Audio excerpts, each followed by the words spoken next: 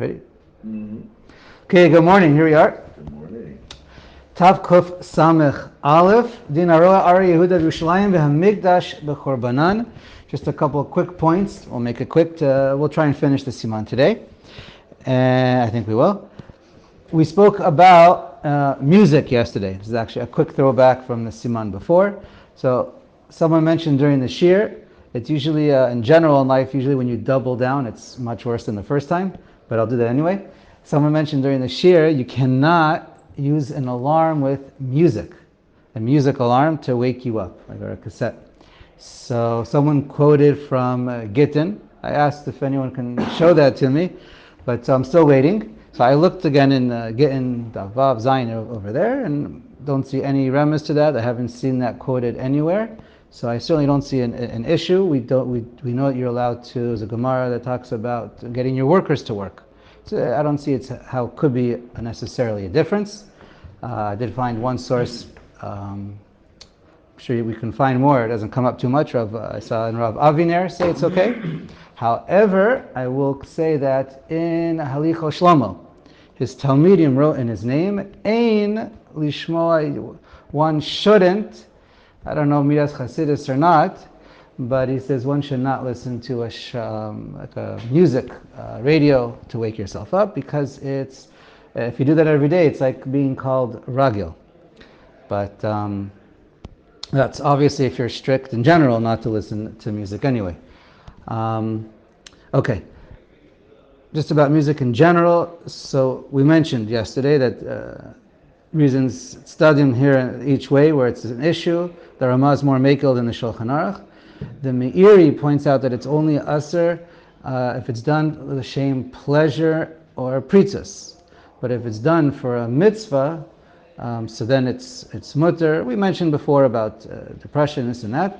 And Chelkas Yaakov, one of the big Torah giants of the past generation, also wrote that he writes, now he's more of a das yachid, but radio, it's recorded. And Chazal, he says it's likely to say or fair to say. He doesn't necessarily say lechatchila, he wants to say it, but because he sees many people listening to music, he says if it's recorded, it's fair to say, or possibly, that Chazal were never gozer. Their gozer on musical instruments, even new musical instruments, because that's what their gozer on, live musical instruments.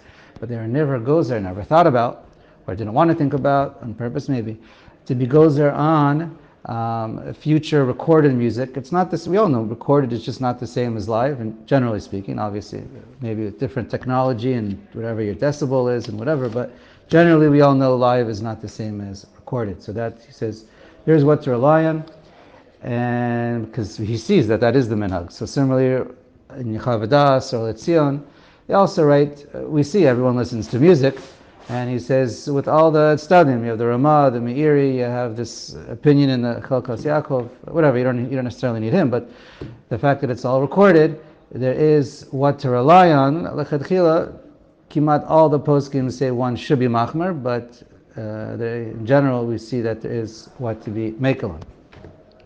Okay, that was for music. One quick thing before we move on to Kriya is we spoke yesterday about ascending on Har HaBayis. I just wanted to point out, not that anything changes much this way or that way, but when you go on Har HaBayis, the other things that we need to worry about that many people don't, which is another one of the nichshalim, is one, again, obviously depends, how careful you are, but in general, one has to be, there's an isser to wear shoes on Har HaBayis. This is in the end of Brachos, it's the Mishnah, the Gemara, in the middle of the Mems and Samachs, maybe Samach Bet, wherever. So it discusses there, when you go on Har HaBayis, even nowadays, it's asr to go there with your shoes on, carrying your stick or cane. Presumably that means if you're not going to fall over if you don't have it. But if it's just there to look good or help you a little bit, so that's asr.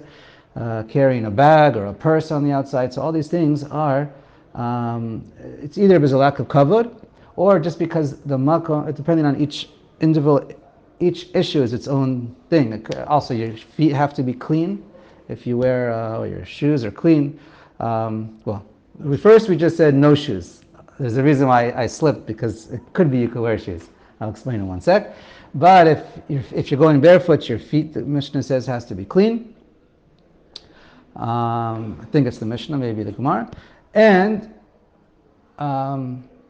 also, it says over there, you're not allowed to sit anywhere, at least in the Azara area. I'm not sure. I don't think it's a problem on all of Har HaBayis, but I'm not sure.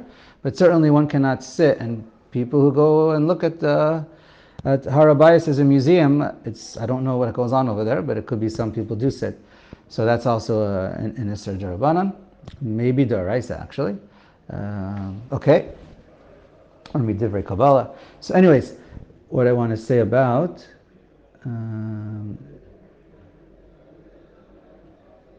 okay, so let me just say something about shoes. So there is a discussion in the poskim.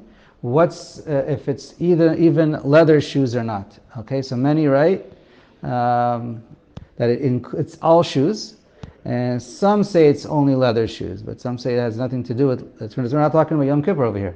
This is anything that is normally it's dirty and it's a separation between you and the ground, and that's what it's for. Just a couple interesting ideas about having non-leather shoes on the ground. One of the issues is it separates us from the ground and elevates us. And when we're on the Makam HaMikdash, there's an inyan to be more of an anav, and you want to be closer. Or, since the ground is holy, you don't want there to be a separation. You want to be close to the Kedusha. So you don't want a separation. Just a couple of reasons for it. Fine. One interesting question. We all hear about Tuma B'tzibur is D'chuya or Hutra. So how come nowadays if we're all Tamei Meit, there's no problem? How come we can't just say, hey, we're all Tamei Meit, let's all go on Har HaBayis? What's the big deal? So that principle is only when you're doing a korban that you have to bring. For example, Korban Pesach. All right, so the most famous one that we all know about is Korban Pesach. So then we say Tuma D'chuya B'tzibur. It's a machlokas, right? Hudya D'chuya. But, so good, but bottom line, the only time where it's relevant is if you're bringing a korban. Right now, no one's bringing a korban, so therefore, there's no heter whatsoever in that regard, and you're chayav kares, or a lav, or wherever, depending on what we discussed it yesterday, where you walk. And just to reiterate, just a moderate YU rabbi told me that he said 98 to 99%. First he said all, but then he, out of respect, he said 98 to 99% of all the poskim say it's, and all the gedolim say it's clearly usher to go on Har HaBayis. I mean, that's pretty much objective. And let's see. Probably just should have mentioned when the war in '67 happened. It's hard to discuss this without mentioning Rav Goren was the Das Yachid who said one is allowed or should go on Har HaBayis.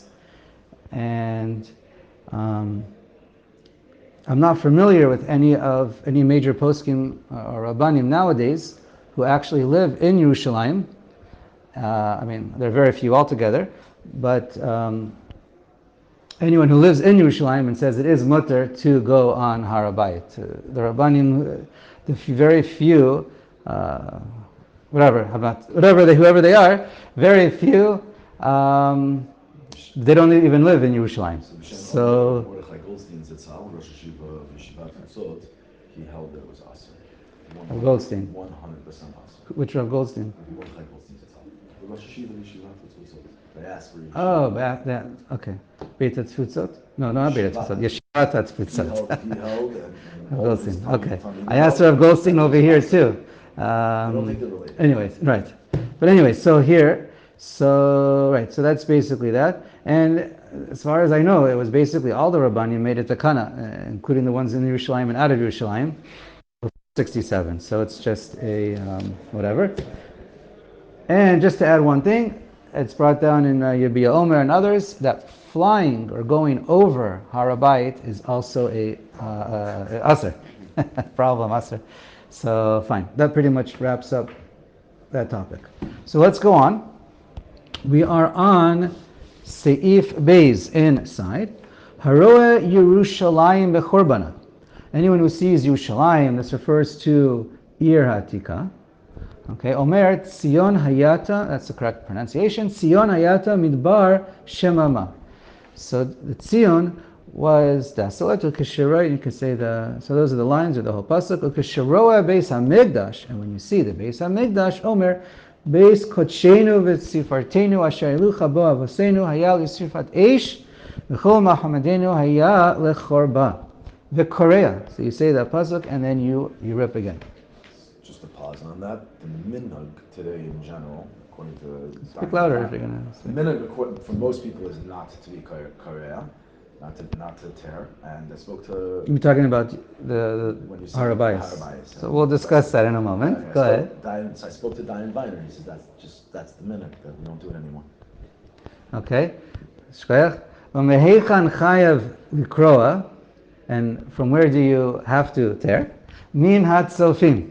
So from tzofim. So that's either a place or just basically means where you could see it from. You're outside of, we're talking about Yerushalayim, you're outside of Ir Atika and you can see it. You're close enough. V'achar kach keshira hamigdash.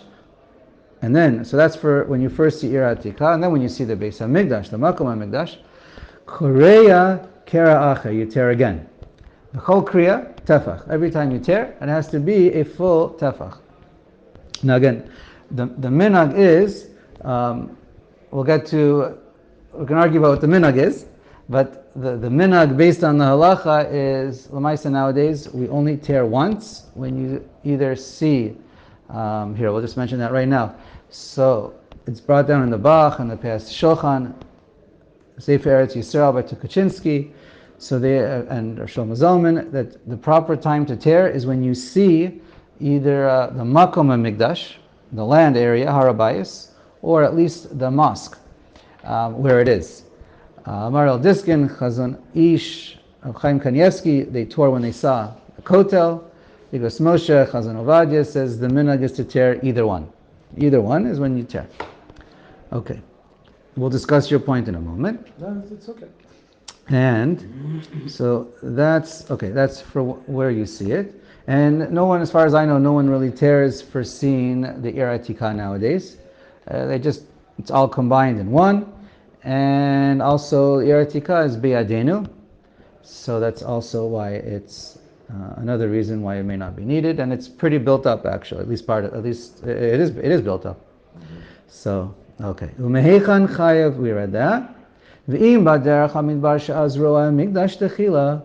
Now, if you come from the desert, I think it's maybe from the northeast area, and you're coming in from the mountains, and before you can even see Ir Atika, or at the same time you see the Mikdash Tchila first, so then Korea ala Mikdash Tefach, so then you already tore on the main thing a Tefach, right, the greater thing, so then Ave'achar kach keshiyir Yerushalayim, and when you see Yerushalayim, which is the Ir Atika bechurbanah, so in that case you would be mosif ala kera rishon kol shehu. So you do tear again, but you don't have to do a full tefach, because you did the main tefach first, on the Churban Beis HaMikdash, the Makom HaMikdash, so there, now you only have to add a kol shehu. Okay. A few things about tearing kriya. So, I will say like this, I've asked, I haven't seen anywhere written where it doesn't say you're not chayav to tear kriya nowadays. Many Sfarim, they all write you're chayav. I can probably list you many sources. For example, all the books who talk about it, they all say you're chayav. Where's my? That's funny where I put it. Such as Rav Shlomo Zalman, Rav Yashiv, Chazon Ovadia, Shevet Levi, it's brought down in Piskei Teshuvos, which is a likut. Basically, but everyone writes you have to. I've asked many Rabbanim all around, and they all say, of course, you have to. As some pointed out, it's unclear 100% if all those Rabbanim necessarily tear all the time, but we'll move on from there. But, so anyways, everyone writes Chayav Likroa, and the question is, how come people don't? How come many people don't? And so do you have, okay, so someone just mentioned about 30 days. So the Radbaz and all the poskim, right? Every 30 days you'd have to tear again. The only heter that they mention is if you live in Yerushalayim. So the Radbaz writes, even if you live in Yerushalayim, every 30 days you would still have to tear. But he says, I see that no one does that.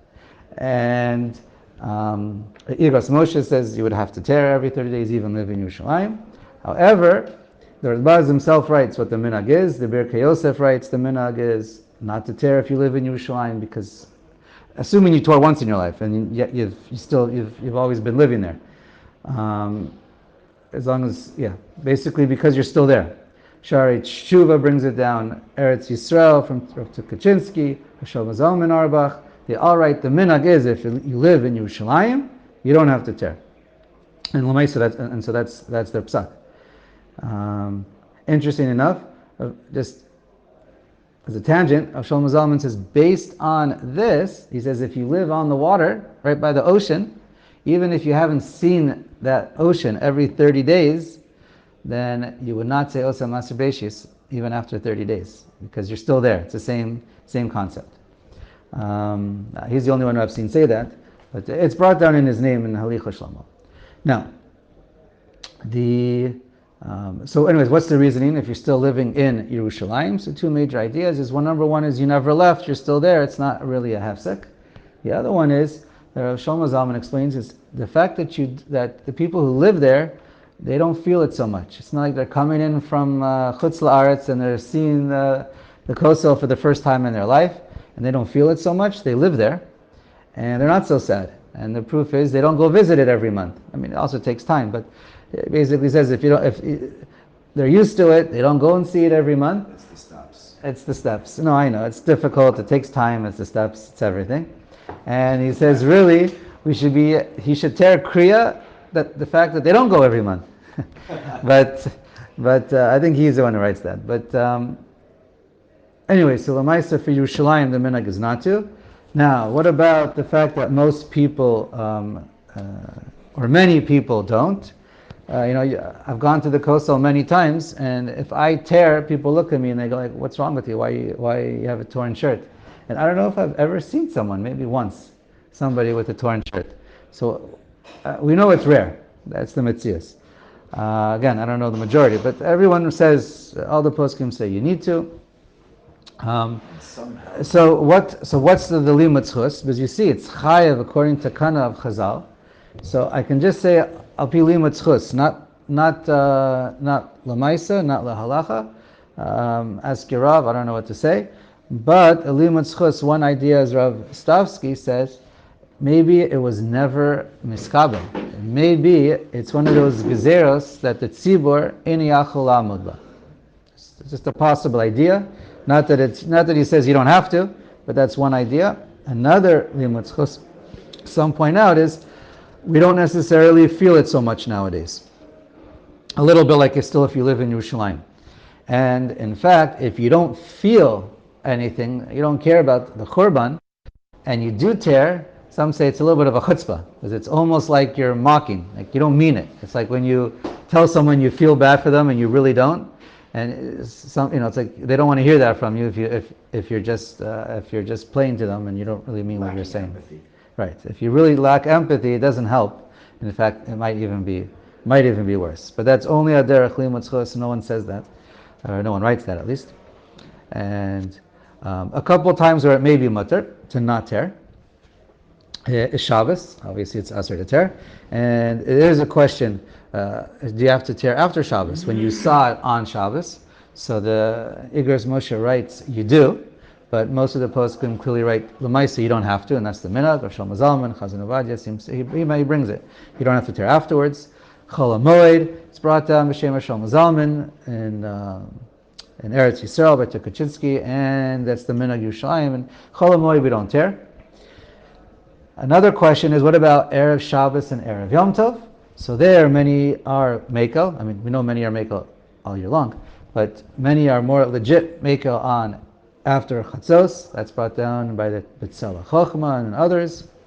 In the Sefer Eretz Yisrael, he says yesh nuhagim not to, but then he says some say you do have to, such as Igros Moshe says you have to, Chazon Ish says you have to, And but Igros Moshe says if that's your beged Shabbos, you're already ready for Shabbos. Let's say you're going to the old city for Shabbos, and you show up there Friday afternoon to daven mincha, and you don't have any other shirts with you. Then even Igros Moshe says, okay, in that case, he'll let you off. Can you tear the same beged again? Yes, you're allowed to tear the same beged many times. And to stitch it up. You do not have to. We're going to read about stitching it up. Just keep on going down the line. Just keep on continuing. I saw someone write. As mentioned, I think you can just keep going down the line. I'll just mention because you brought it up, and I'm not positive about it. For different kriyas, for different places, the Mishnah Berurah says to tear 3 etzbaot apart. I'm not sure where he gets that from. He doesn't bring a source, and I haven't seen that over here by anyone. You can double check in Yardea, maybe we'll see something. But as far as I know, you can keep continuing. And just as I don't think there's anything to it, but they quote B'Shem Chaim Kanievsky saying you can tear even 5 times. I'm assuming you can tear more. Just how long can your shirt be? Or how many times can you tear? Okay. Then, another heter people bring is wear someone else's shirt. And then, trade shirts, whatever, give it to him. So that the poskim don't like, but many agree that it might work, but it's not what Chazal want. Purim, B'Tzelach Chochmah says you don't have to. And Rosh Chodesh, I don't know if anyone really says, it's written, Shem Orchos Rabbeinu, there's Stipler, I think, or others, that you have to tear on Rosh Chodesh. That's not a valid heter, but I know some people use that. I've heard of some people using that as a heter, not to tear then. I would just say is we often different gedolim say once in a while for different various heterim halavai at least once a year it would be kedai to tear, even for those who are not makbid. Okay, let's. You're allowed to change your shirt right afterwards, even though we're going to see what we're going to read, but you only have to tear a shirt. That's the minhag. Poskim say women have to tear. Obviously, they have to be in a position that they can get themselves covered up right away. Kids, everyone says, is pater lagamre. And also, it's brought down if you're somech al shulchan aviv, you're a child, even your bar mitzvah, and your father says, I don't want you to tear, and it's your father's shirt essentially, or you're relying on him, then you should listen to your father and not tear a shirt. So, okay. And we're almost done. Let me just point out there, putting your hands in the cracks of the Sefer Torah, putting papers in there, the Kotel Maravi I meant to say, your hand, right, into the wall of the Kotel Maravi, there's cracks, there's openings, even putting your sitter down. So the poskim say, Lamaisa, that's mutter. Maral Diskin, Ashol Zalman, the Baal Orach Chaim, right, Orach Chaim HaKadosh, Chazon Ovadia, Or so they all write that's mutter. And what about a blind person? Does he have to tear? So I only saw B'Shem Tzitz Eliezer and Chazon Ovadia says he doesn't have to tear because he could see. But we'll see, because you can't see. Because you can't see, you don't have to tear. But there are some poskim, right? I mean, that's the minhag. You only tear when you see. But there are some, Mishnah Berurah mentions, that once you get samuch within min hatzofim, even if you don't see, then already there becomes a chiyuv to tear. Fine. I think, shall we read one more? Let's see. Gimel. Im kara al achatz me'ara Yehuda ino chozer v'korea k'shir shar Yehuda. If you already tear on Ar Yehuda, you don't tear again when you see another Ar Yehuda, chutz mi'Yerushalayim, but if you see the Ir Atika afterwards, then you would be shechozer v'korea alea kera acher b'fnei atzma, then you would make a whole extra tear. Right, again, nowadays we don't. V'im kara al Yerushalayim tchila, if you tear on Ir Atika first, eino tzarich likroa al shar Yehuda, then you wouldn't tear for anywhere else. Fine, I think let me read this one because we already said this. Dalid. Whenever you tear, you have to do it standing and with your hand. And he writes you have to tear all your clothing. And basically that means maybe a jacket, maybe not. That's a machlokas. We have that by an avel. But it certainly means, let's say you had 2 shirts on. But Lamaisa basically means the shirt. Ve'eno, and it's an expression, achaga libo, but it could also means that you have to tear, if you start from your neck, which is where you're supposed to, you You're supposed to reach where your heart is, even if it's more than a tefach, but the minhag is only a tefach. Ve'eino me'acheh krayim elu olam. And once you do this, you're not allowed to stitch it up forever.